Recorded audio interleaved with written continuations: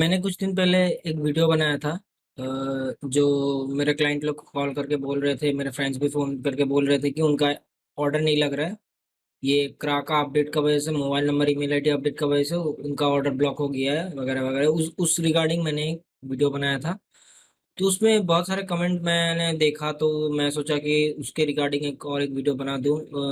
पहला तो ऐसा कमेंट आ रहा था, एक कमेंट ऐसा आ रहा था कि उनके सीडीएसएल पे अलग ईमेल आईडी है और ब्रोकर के एंड में अलग ईमेल आईडी है। तो देखिए, अभी मेरा जो इतना साल का एक्सपीरियंस है, 6-7 साल का एक्सपीरियंस है, उस हिसाब से तो ऐसा होता नहीं है। ठीक है, ये होता नहीं है ऐसा, क्योंकि ब्रोकर का एंड में जो अपडेट होता है ना, वही सीडीएसएल डिपॉजिटरी के पास भी वही होगा, एनएससी बीएससी के पास भी वही होना चाहिए एज पर रूल। मतलब मुझे जितना पता है, मतलब हर जगह पे एक ही डिटेल्स होना चाहिए। ऐसा नहीं होना चाहिए कि ब्रोकर का पास अलग ईमेल आईडी रजिस्टर्ड है और सीडीएसएल का पास अलग ईमेल आईडी रजिस्टर्ड है। ऐसा यूजुअली ऐसा होता ही नहीं है। वो सेंस ही नहीं बनता कि ऐसा हो सकता है, क्योंकि एक दूसरे के साथ कनेक्टेड है वो दोनों चीज। अगर आप बोलते हो ऐसा, इसमें मैंने एक चीज सोचा, शायद ऐसा हो सकता है। देखिए, एक जैसे 2-3 ब्रोकर है, बस आपने अकाउंट खोल के रखा। अगर मान लीजिए एक ब्रोकर का अकाउंट एनएसडीएल का साथ लिंक्ड है और एक ब्रोकर का अकाउंट सीडीएसएल का साथ लिंक्ड है, और मान लीजिए आपने तीसरा अकाउंट खोला, वो भी सीडीएसएल का साथ लिंक है। अभी आपने शायद एक ईमेल आईडी से, मान लीजिए एक ब्रोकर का पास आपने दूसरा ईमेल आईडी से अकाउंट खोला, फिर और एक जो आपने ब्रोकर के पास नया अकाउंट खोले, उस पे शायद आपने अलग ईमेल आईडी यूज कर दिया। तो शायद नया ईमेल आईडी जो आपने यूज किया ना, वो सीडीएसएल का पास अपडेट हो जाएगा। मुझे लग रहा है ऐसा हो सकता है। तो मैं ये बोलूंगा कि सीडीएसएल को बोल के फायदा नहीं है। आप ब्रोकर के एंड पे चेंज कीजिए, सीडीएसएल में ऑटोमेटिक चेंज हो जाएगा। ऐसा जितना मुझे पता है ऐसा ही होता है।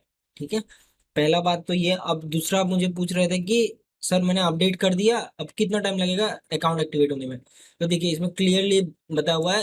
देखिए, 5 दिन लग सकते हैं अपडेट होने के लिए। ठीक है, वो यहाँ पे ज़ेरोधा ने यहाँ पे बता ही दिया है। अभी ये ज़ेरोधा का तरफ से बोला गया है। देखिए, अलग अलग क्रा है, इन्होंने इनको अपडेट करना है, इनके बाद ब्रोकर का टर्मिनल में अपडेट होगा, फिर वैसे करके वो अपडेट होते जाएगा।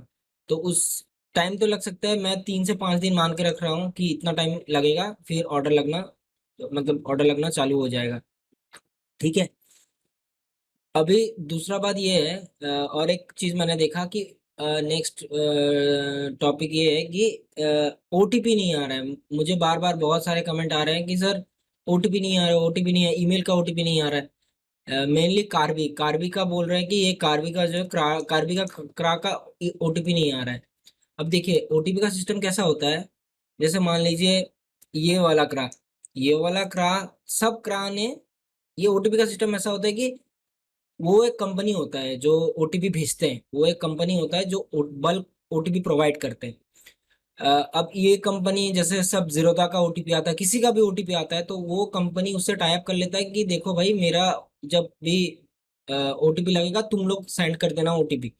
ठीक है, अब यहाँ पे सिस्टम क्या हो गया कि अगर क्रा का ओटीपी नहीं आ रहा है, मतलब कार्वी का, तो मैंने तो पहले एक बात ये बोला था कि स्पैम बॉक्स में, इनबॉक्स में चेक कर लीजिएगा स्पैम का, और ऑल इनबॉक्स में भी चेक कर लीजिएगा। इन दोनों बॉक्स पे कभी कभी वहां पे चला जाता है और आपको मेन इनबॉक्स पे नहीं दिखाता है। तो फिर उन्होंने किसी किसी ने कमेंट करके बोला कि मैंने सारा जगह चेक कर लिया, लेकिन ईमेल पे ओटीपी नहीं आ रहा है। तो देखिए, ये तो तब तो 100% ये है कि कार्बी का तरफ से कोई टेक्निकल इश्यू है। फिर इन्होंने जो सर्विस प्रोवाइडर, जो मतलब ईमेल का सर्विस प्रोवाइडर से बात करके रखा ओटीपी देने वाला, उनके एंड से कुछ प्रॉब्लम है। और ये फिर ब्रोकर कुछ नहीं कर सकता इसमें। फिर आपको कार्बी से ही बात करना पड़ेगा कि इनका ओटीपी क्यों नहीं आ रहा है। इनका ही सपोर्ट पोर्टल में या इनको ही सपोर्ट में जाके बोलना पड़ेगा कि ओटीपी भेजिए, तब जाके वेरीफाई होगा। उसके बाद नेक्स्ट आपका जो भी है वो काम होगा। ठीक है, अब ओटीपी के रिगार्डिंग ये बात हो गया। अभी नेक्स्ट और एक पूछ रहे थे कि अ, अगर सर वेरीफाइड हो जाता तो कैसे पता चलता है। ठीक है, मैं देखिए, एक तो अगर वेरीफाइड हो जाता है तो ये इस तरीके से पता चलता है। मैं रुकिए आपको दिखा रहा हूँ। ये देखिए, जब वेरीफाइड हो जाएगा ना, तो इस तरीके से आएगा। ठीक है, ये देखिए इस तरीके से इस तरीके से आपका आ जाएगा कंप्लीटेड, वेरीफाइड कंप्लीटेड बोल के आ जाएगा। ये मैंने सिर्फ एक एक क्राका दिखाया है, ऐसा अलग अलग क्राका ऐसा ही मतलब अलग इंटरफेस होगा, बट लिखेगा यही, ऐसा ही लिखा रहेगा।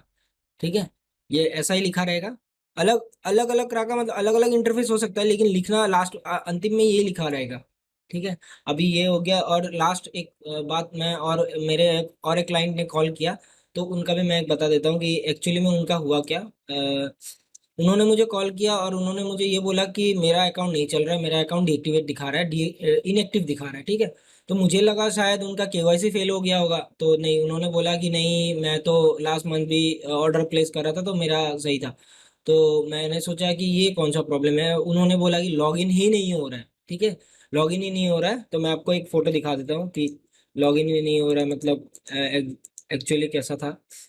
अ, अ, जैसे लॉगिन ही नहीं हो रहा मतलब ये देखिए ऐसा। ठीक है, ये यहाँ पे लिखा है your account is inactive, please contact your support to active. ठीक है, ये दिखा रहा था, मतलब उन क्लाइंट को ये दिखा रहा था ये वाला चीज। तो मुझे जब उन्होंने मुझे ये बताया कि ऐसा दिखा रहा है, तो मेरे को तो लगा, क्योंकि देखिए क्रा वाला तो कि लॉगिन हो रहा है, सिर्फ ऑर्डर नहीं लग रहा, वहां पे अलग अलग डिस्प्ले होता है, ये दिखाने का मतलब है कि इसमें कुछ दूसरा इश्यू है। तो जिनका भी ऐसा दिखा रहा है ना, उनको कुछ नहीं करना है, सिर्फ फॉरगेट पासवर्ड में जाना है, पासवर्ड को रीसेट कर लेना है। मैंने सर को बोला कि इनको बोला कि पासवर्ड रीसेट कर लीजिए, आपका ठीक हो जाएगा, तो उन्होंने पासवर्ड रीसेट किया तो लॉगिन हो गया उनका, फिर काम चालू हो गया। तो वही मैं बोल रहा था कि अगर किसी का ऐसा दिखा रहा है कि लॉगिन ही नहीं हो रहा है, इनएक्टिव दिखा रहा है, तो आप क्या कीजिए, फॉरगेट पासवर्ड में जाइए ज़ीरोधा का, और उसमें फॉरगेट पासवर्ड कर लीजिए, ईमेल आईडी पे एक लिंक आ जाएगा, उस पर नया पासवर्ड बना लीजिए, फिर काइट का ऐप में आके आप यूजर आईडी और पासवर्ड से लॉगिन कर लीजिए, उसके बाद वो सही हो जाएगा। ठीक है, अगर नहीं हो रहा है तो फिर वही बात है कि ज़ीरोधा का सपोर्ट पे फिर कांटेक्ट करना पड़ेगा कि क्या इशू है क्या नहीं। लेकिन मेरे को जहां तक पता है कि forget password, forget user ID पता करके, अगर यूजर आईडी नहीं पता है तो यूजर आईडी भी फॉरगेट करने का ऑप्शन है उधर, यूजर आईडी फॉरगेट करके आप ये कर सकते हो। ठीक है।